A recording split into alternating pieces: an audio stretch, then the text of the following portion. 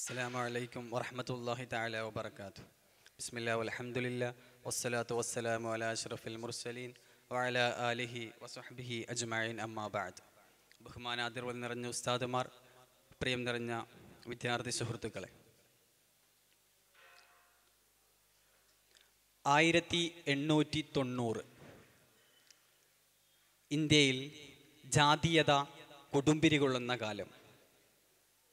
മഹാരാഷ്ട്രയിലെ സത്താറ ജില്ലയിൽ മഹാർ ജാതിയിൽപ്പെട്ട ഒരു കുട്ടി വിദ്യാലയത്തിൽ പോയിരുന്നു.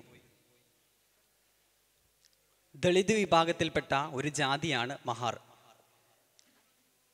വിദ്യാലയത്തിൽ ചണച്ചാക്ക് വിരിച്ചായിരുന്നു ഈ കുട്ടിയുടെ ഇരുത്തം. സവർണർ ഉപയോഗിക്കുന്ന വെള്ളം ഈ അവർണർക്ക് അന്യമായിരുന്നു. വിദ്യാലയത്തിലെ പ്യൂൺ മുകളിൽ നിന്നും ചൊരിച്ചു കൊടുക്കുന്ന വെള്ളമാണ് ഈ താഴ്ന്ന ജാതിക്കാർ ഉപയോഗിച്ചിരുന്നത്. വിഖ്യാതമായൊരു വചനമാണ്, പ്യൂൺ ഇല്ലെങ്കിൽ വെള്ളമില്ല. ഈ വിദ്യാർത്ഥികൾക്ക് ഈ അസിസ്റ്റന്റ് വന്നിട്ടില്ല എങ്കിൽ വെള്ളം ലഭിക്കുമായിരുന്നില്ല. താഴ്ന്ന ജാതിക്കാരായ വിദ്യാർത്ഥികളെ ഈ വിദ്യാലയത്തിലെ അധ്യാപകർ വേണ്ടതുപോലെ പരിഗണിച്ചതുമില്ല. ഈ ഒരു പശ്ചാത്തലത്തിൽ നിന്നും ഇന്ത്യയുടെ നെറുകയിലേക്കെത്തിയ അഭിമാനമായിക്കൊണ്ട് വളർന്ന ബാബാ സാഹേബ് എന്ന് വിളിപ്പേരുള്ള ഭീം റാവു റാംജി അംബേദ്കറുടെ ജീവിതം. 1891 ഏപ്രിൽ 14 ഡോക്ടർ BR അംബേദ്കർ മധ്യപ്രദേശിലെ മോവ് പട്ടണത്തിൽ ജനിക്കുന്നത്. അവിഭക്ത ഇന്ത്യയിലെ മധ്യപ്രദേശിലാണ് മോവ് പട്ടണം. ബ്രിട്ടീഷ് ഈസ്റ്റ് ഇന്ത്യ കമ്പനിയിൽ പട്ടാളക്കാരനായി ജോലി ചെയ്യുന്ന റാംജി മലോജി സക്പാലിൻ്റെയും ഭീമാഭായി സക്പാലിൻ്റെയും 14ാമത്തെ മകനായാണ് ഡോക്ടർ BR അംബേദ്കർ ജനിക്കുന്നത്. ചെറിയ കാലഘട്ടത്തിൽ തന്നെ ജാതീയതയുടെ ഏറ്റവും അന്തർലീനമായ പ്രശ്നങ്ങൾ അദ്ദേഹം അനുഭവിച്ചിരുന്നു. മറ്റു കുട്ടികളിൽ നിന്നും മാറ്റി നിർത്തപ്പെട്ടു. സ്വന്തമായി അലക്കുകയും മുടിവെട്ടുക പോലും ചെയ്തു അദ്ദേഹം. ഒരിക്കൽ യാത്ര ചെയ്യാൻ ഉദ്ദേശിച്ചപ്പോൾ യാത്ര നിഷേധിച്ചു. അത്യാവശ്യമായി വന്നപ്പോൾ ഇരട്ടിക്കൂലി നൽകിക്കൊണ്ടാണ് അദ്ദേഹം യാത്ര ചെയ്യുന്നത്. മധ്യപ്രദേശിൽ നിന്നും 1897 അദ്ദേഹവും കുടുംബവും മുംബൈയിലേക്ക് സ്ഥലം മാറി. അതിനുശേഷം ഹൈസ്കൂളിൽ ചേർന്നു. ആദ്യമായി ഹൈസ്കൂളിൽ ചേർന്ന അസ്പൃശ്യനായി മാറി അംബേദ്കർ. ഹൈസ്കൂൾ പഠനം തുടർന്നുകൊണ്ടിരിക്കുമ്പോൾ 15ാം വയസ്സിൽ വിവാഹം നടന്നു. രാമാഭായി എന്ന് വിളിപ്പേരുള്ള തൻ്റെ പ്രിയതമയെ സ്വീകരിക്കുന്ന സമയത്ത് വെറും 15 വയസ്സ് മാത്രമായിരുന്നു അംബേദ്കറുടെ പ്രായം. ആ കാലഘട്ടത്തിൽ 1800 കാലഘട്ടങ്ങളിൽ ശൈശവ വിവാഹമായിരുന്നു ഇന്ത്യയിൽ നടമാടിക്കൊണ്ടിരുന്നത്.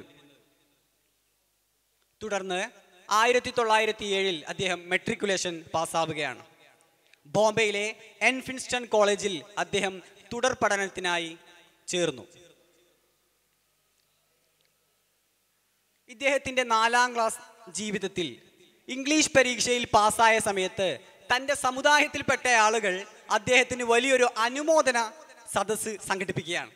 എന്നിട്ട് അദ്ദേഹത്തിന് ബുദ്ധൻ്റെ ഒരു പുസ്തകവും കൈമാറുന്ന ചരിത്രം നമുക്ക് കാണാൻ സാധിക്കും. ഇത്രയേറെ ജാതീയത അന്തർലീനമായ പോരാട്ടങ്ങളിലൂടെ അതിവൈകാരികമായ പ്രക്ഷുബ്ധമായ സാഹചര്യത്തിലൂടെ കടന്നുപോയ ഒരു കാലഘട്ടം.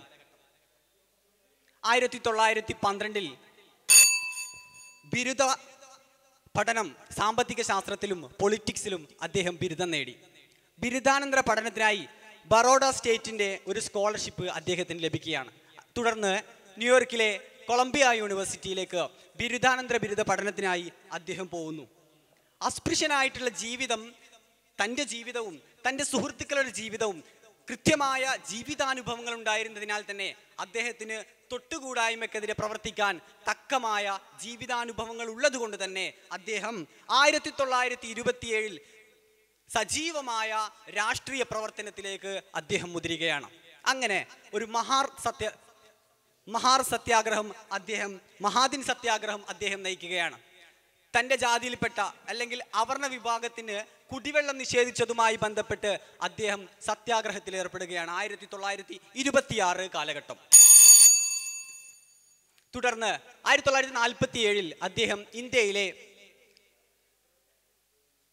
അഭിവക്ത നിയമമന്ത്രിയായി ജവഹർലാൽ നെഹ്റു അദ്ദേഹത്തെ തിരഞ്ഞെടുക്കുന്നു. രണ്ടാഴ്ചയ്ക്ക് ശേഷം ഡ്രാഫ്റ്റിംഗ് കമ്മിറ്റി ചെയർമാനായും അദ്ദേഹത്തെ തിരഞ്ഞെടുക്കുന്നു. 1948 അദ്ദേഹം പ്രമേഹബാധിതനാവുന്നുണ്ട്. തുടർന്ന് 1956 ഡിസംബർ 6 അദ്ദേഹം ഈ ലോകത്തോട് വിട പറയുന്നത്. ഇതിനിടയിൽ മരണത്തിന് തൊട്ടു മുമ്പായി സിഖ് മതത്തിൽ നിന്നും ബുദ്ധമതത്തിലേക്ക് ഏകദേശം 10,000 ആളുമായി ബുദ്ധമതത്തിലേക്ക് ഇദ്ദേഹം മതപരിവർത്തനവും ചെയ്യുന്നുണ്ട്. വലിയൊരു ജീവിതം നയിച്ച ഇദ്ദേഹത്തിൻ്റെ പേരിൽ ധാരാളം പദ്ധതികളും അതുപോലെ തന്നെ സർക്കാരിൻ്റെ വ്യത്യസ്തമായ രൂപരേഖകളും വ്യത്യസ്തമായ സ്ഥാപനങ്ങളും ഇദ്ദേഹത്തിൻ്റെ ജീവിതത്തെ അയവിറക്കുന്നതായി നമുക്ക് കാണാൻ സാധിക്കും. റഫറൻസുകൾ ധാരാളം നമുക്ക് വെബ്സൈറ്റുകളിൽ നിന്ന് ലഭിക്കും. ഇദ്ദേഹത്തിൻ്റെ പദ്ധതികളുമായി ബന്ധപ്പെട്ട വെബ്സൈറ്റുകളിൽ നിന്നും ധാരാളം റഫറൻസുകൾ ലഭിക്കും. അതുപോലെ തന്നെ അംബേദ്കർ നേതൃത്വം നൽകിയ വിപ്ലവങ്ങൾ, ഡോക്ടർ സുരേഷ് മാനെ, അതുപോലെ തന്നെ ഡോക്ടർ അംബേദ്കർ മത രാഷ്ട്രീയ ചിന്തകൾ, രവി കുമ്മഞ്ചേരി, ഭാരതരത്നം ഡോക്ടർ അംബേദ്കർ, ഊക്കോട് ഗോപാലൻ, ഇങ്ങനെ തുടങ്ങി വ്യത്യസ്തമായ ഗ്രന്ഥങ്ങൾ ഇദ്ദേഹത്തെക്കുറിച്ച് നമുക്ക് പഠന വിധേയമാക്കാൻ ലഭിക്കും. നിർത്തുന്നു. അസ്സലാമു അലൈക്കും.